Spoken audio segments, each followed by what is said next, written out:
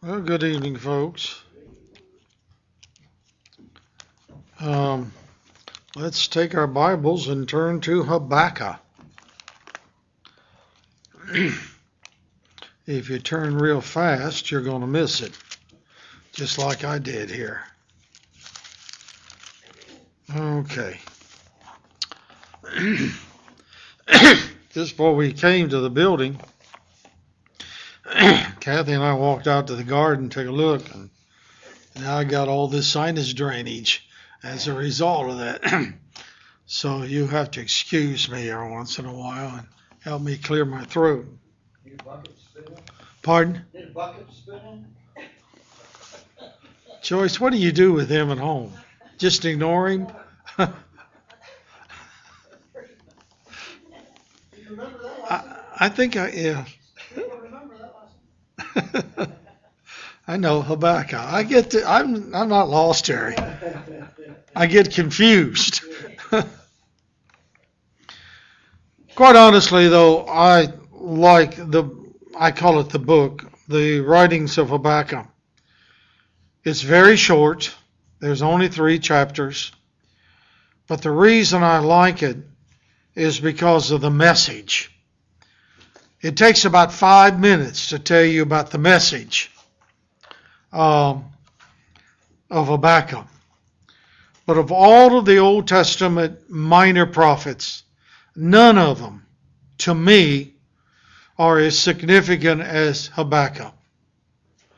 Because the message that's in this book is as up to date as August the 4th, 2019. I told Kathy the other night I'm getting so depressed by this old world we're living in that I don't know that I'm going to watch the news. And I didn't even know about the shootings that everybody else knows about because it's so depressing. And there are so many other things that are depressing to me. The movement by the 4-H clubs in America to instruct the men and women that work with 4-H groups to help train them on how to have young people to select their gender. All of this just rubs every nerve in my thinking, and I'm depressed about it all, I guess I should say. But that's the theme of Habakkuk. First of all, we know nothing about Habakkuk. Nothing, except his birthplace. And we don't know where that is. We don't know what he was, who he was, or anything about him. We do have a general idea when he lived. He lived right before the Babylonian captivity. However, we don't know how earlier he lived before the captivity. So if you want to put a date on it, it's somewhere around the year 600 BC or a little bit earlier.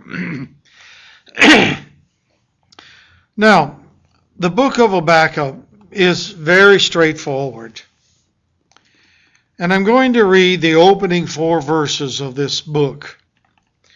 And I'd encourage you to read along with me. Habakkuk, of course, apparently lived in Judah because he speaks about the coming Babylonian captivity. And of course, we all know that the Babylonians did not capture Israel in the north. That was the Assyrians. So it is our assumption, and I think it's a very good assumption, that Habakkuk wrote and lived in Judah, the southern kingdom. And here he writes the opening sentence, the burden which Habakkuk the prophet did see. That idea that it was a burden is expressed some other places in the Old Testament. In other words, he saw something in a vision, most likely, that weighed heavy on his heart. And as we would say in modern day America, it was something that concerned him or worried him. the burden which Habakkuk the prophet did see. And here it is. This is not what he saw. That will come later. In verse 2, down to the end of verse 4, is what troubles Habakkuk. Now listen to it carefully. I would read it out of a more modern translation, but most modern translations do not translate the Old Testament. They translate the New. But here's the King James statement in the opening struggle that Habakkuk was having. O Lord, how long shall I cry, and thou wilt not hear? Even cry out unto thee of violence, and thou wilt not save. We could say that tonight, couldn't we? Why dost thou show me iniquity? Do we see iniquity? You'll see it in the papers in the morning, on TV tonight. Why dost thou show me iniquity and cause me to behold grievance? For spoiling and violence are before me, and there are that raise up strife and contention. Therefore the law is slacked. We might say it's not enforced. Sound familiar to anybody in the room? And judgment doth never go forth, for the wicked doth compass about the righteous. Therefore wrong judgment proceedeth. Now that's his complaint. He looked around and he saw that the law wasn't being enforced. He saw that people were being deceived and cheated. And obviously one of the things that he saw that troubled him a great deal is the violence that was in the land. And I cannot, for the life of me, read that and not think of modern day America. It goes on. And Kathy went to the bank the other day about a matter that is disturbing me. But someone had cheated, and the bank in essence said, well, we can't do anything about it. It's just the price of doing business, basically. And I'm thinking, there are people walking around here making a living right here in Richland County, stealing from others. And you don't have to do that by breaking in your house anymore. You just get on the computer and steal what you please. And Habakkuk had the same problem. Lord, how long is it going to be until you do something about this? Now, first of all, excuse me, he acknowledged that there was problems in the country. He acknowledged that there was sin. He acknowledged that the people needed to be punished for their sin.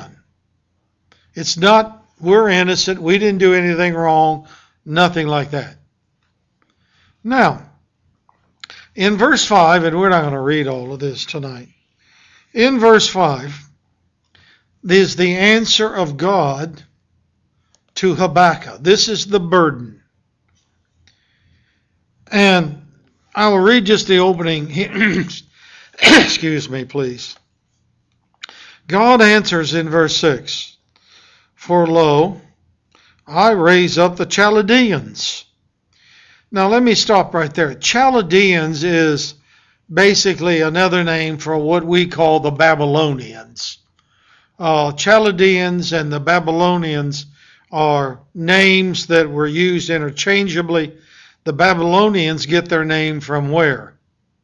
Babylon, the capital. So they lived in Chaldea, the capital's Babylonia, so it's the Babylonians or the Chaldeans. Now God says, I will raise up the Chaldeans or the Babylonians, that bitter and hasty nation, which shall march through the breadth of the land, to possess the dwellings that are not theirs. They are terrible and dreadful. Their judgment and their dignity shall proceed of themselves. Their horses are also swifter than the leopards, and are more fierce than the evening wolves. And their horsemen shall spread themselves, and their horsemen shall come from afar. They shall fly as the eagle that hasteth to eat. They shall come all for violence. Their faces shall sup up as the east wind, and they shall gather the captivity as the sand. And it goes on. So let's look at it and put it in very simple terms. Habakkuk is disturbed greatly, obviously, by the fact that his nation is a nation of violence. Men are mistreating other men. There are thieves. The idea that there's sin in the nation is prevalent. Everything seems to be going wrong in Judah. And his question is, or burden, as some writers call it, his burden is, why does God allow this to happen? Now, I confess to you tonight that I've wondered the same thing. Why? Why isn't this stopped?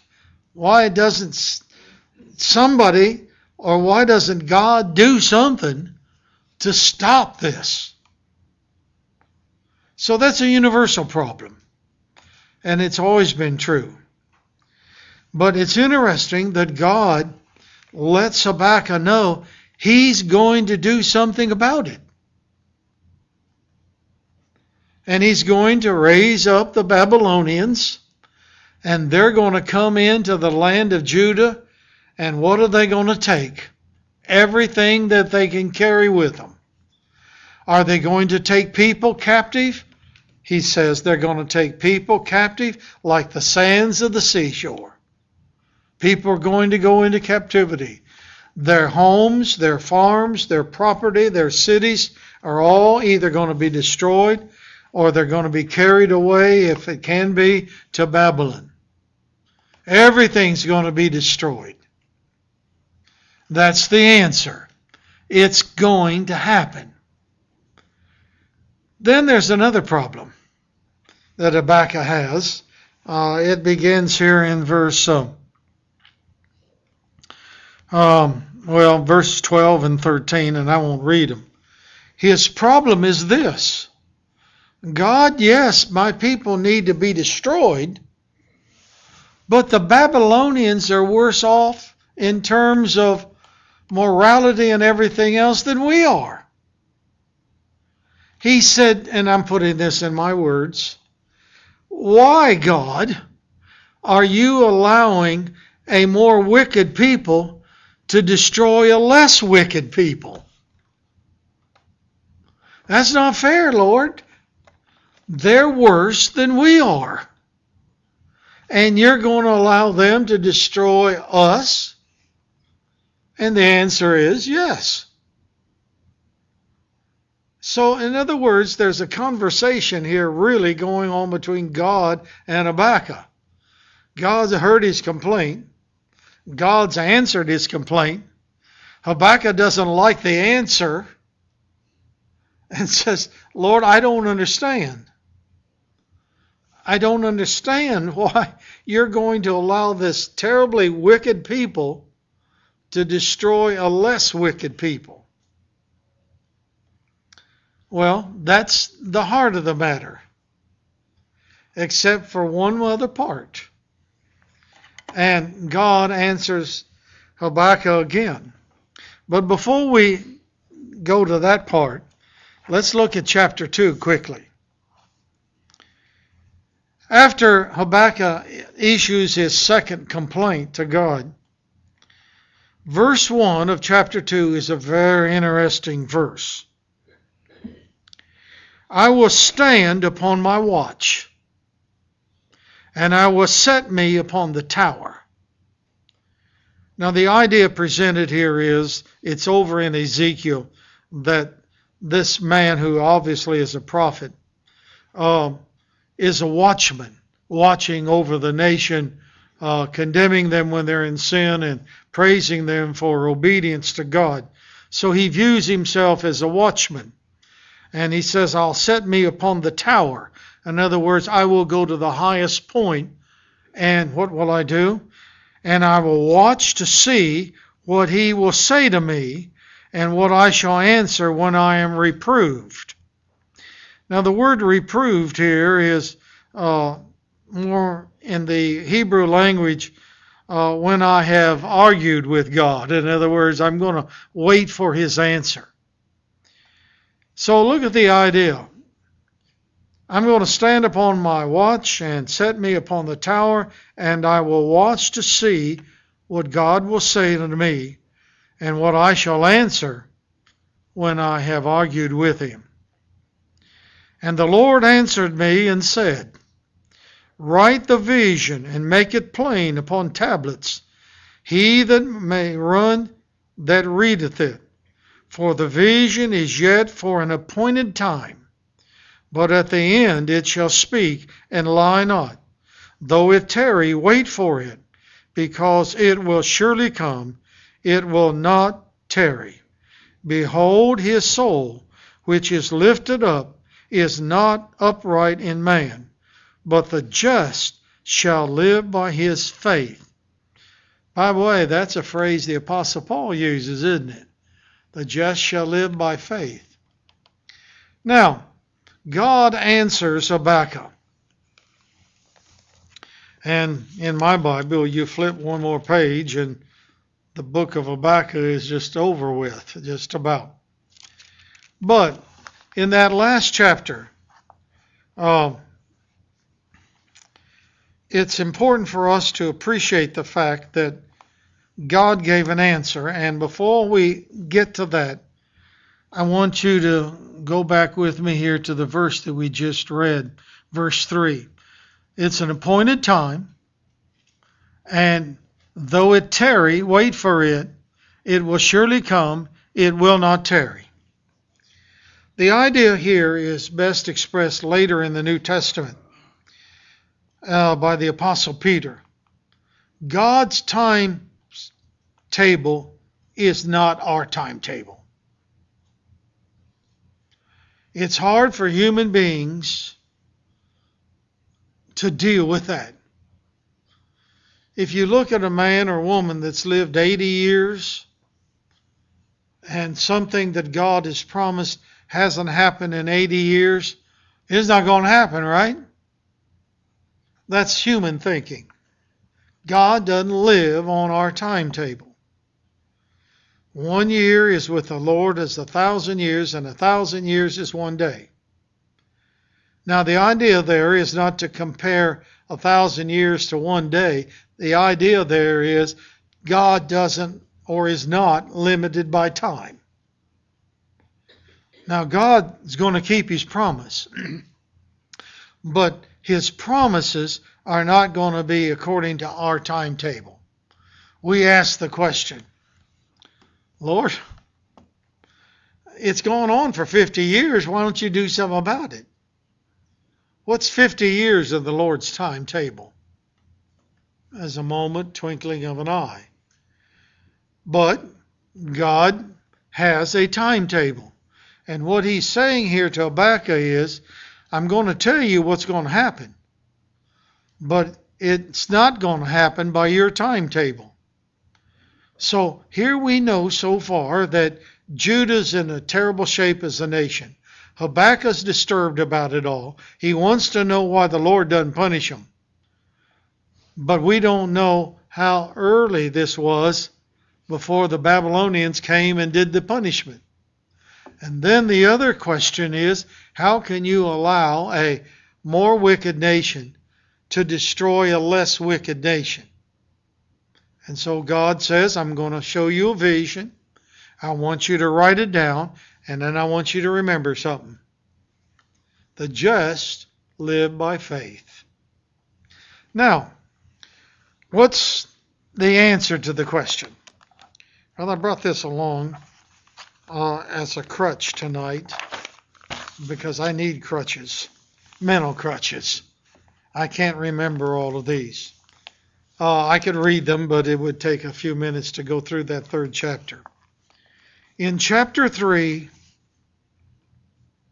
God tells Habakkuk that even though the Babylonians are going to destroy Judah, in the end, they're going to be destroyed. Because how does he describe them earlier? He uses the word wickedness. He uses the idea that they're violent, they're terrible, they're dreadful, they take what is not their own, the long list there in verses 6 and 7. So here, in the last chapter, he uses an outline, and people who write about Habakkuk call it the poetry of Habakkuk, but in English it's not poetry. We rhyme in English, but you have to let Leroy tell you about poetry. I don't know anything about it. First of all, they're going to be destroyed, and it says, woe to the Chaldeans for their robbery and their taking of that which is not their own. How many people in America steal from others? You don't want to even guess, do you? And they get away with it, so to speak. And that disturbs us, right? The Chaldeans are going to take what's not theirs. They're going to rob. But in doing so, that's one of the seeds of their downfall. So what's he saying? I'm going to use a wicked nation to destroy a less wicked nation, but in the end, the wicked nation is going to sow the seeds of their own destruction. Secondly, woe to the nation of the Babylonians or the Chaldeans because of their avarice and their violence. I think of World War II, and being a teacher of history, I've done a lot of time and research on World War II, and especially the Nazis in Germany and the war party in Japan. They wanted what everybody else had, and they were willing to take it by any means they could get it. And they were violent. In the end, the last few months of World War II in Europe, all of the violence that they had shown to the Russians came back to harm them. For when the Russians took over Berlin and Eastern Germany, they did the same thing that the Germans had done to them, except worse. So this violence that the Babylonians had on the nation of Judah came back to harm them, destroy them. The third one, the woe for the shedding of blood. And the idea here is the shedding of innocent blood. I don't think that needs any explanation. The shedding of innocent blood many, many times is mentioned in Scripture as something God hates. Shedding of innocent blood. The next one is interesting. I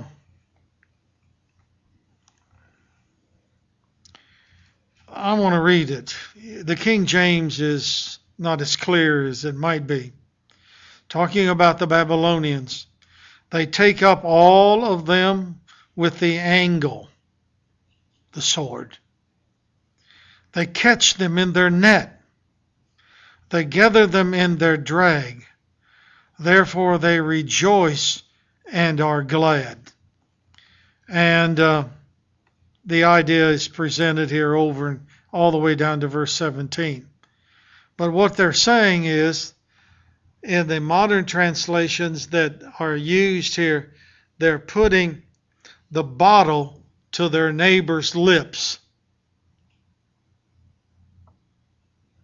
Do we need to explain that one? Putting the bottle to their neighbor's lips. They're leading them into drunkenness or whatever other product they might use to destroy their mind and body. The last woe is for their idolatry, the worship of their idol gods. Now, let's turn over here to the end of the book here. I don't know where to start reading here at the end. Let's look in verse 16 of the 3rd chapter. When I heard, Habakkuk said, my belly quivered. My belly trembled. My lips quivered at the voice. Rottenness entered into my bones, and I trembled in myself, that I might rest in the day of trouble. When he cometh up upon the people, he will invade them with his troops. Now, I'm breaking into the middle of what's being said. In other words, Habakkuk's heard all of this. And number one, he knows Judah's going to be destroyed. And I'm just going to wait for it. Okay. He says, I quiver at the whole idea. I shake to think my nation's going to be destroyed. The Lord says so. Although the fig tree shall not blossom, neither shall fruit be in the vines, the labor of the olive shall fail, and the field shall yield no meat. The flock shall be cut off from the fold, and there shall be no herd in the stalls. Now, that's what's going to happen to my country. Look in verse 18. Yet I will rejoice in the Lord. I will joy in the God of my salvation. For the Lord is my strength, and he will make my feet like hinds' feet, and so forth. In other words, it's going to happen, and I may see it, and I'm going to know it's God's will. But on the other hand, earlier, he expressed the idea that the people who are going to destroy my country are in the end going to be destroyed by God too. And I don't know of anything, we as human beings, and I can't tell you how many times I've heard this in my life. When something bad happens to us as individuals, we often say, what did I do to cause this? I didn't do anything bad. What did I do to cause this? And here is Joe over here, or somebody else. He's wicked, more wicked than I am. That's our judgment, of course. And nothing happens to him. Same idea, except in this particular instance, we're talking not about an individual, we're talking about a country. So this is something that goes on and on and on. And there's one other book in the Old Testament that parallels Habakkuk. Do you know what it is? Job. Job had the same questions, except you have to listen to all the speakers at the end, Oh, that really gets to you after a while. You know, Job answers, and then they say Eliphaz answers and says for 2 more chapters. You know, but here's 3 chapters instead of 50. Same problem. We're not talking about an individual. We're talking about a nation. Anybody comment, question?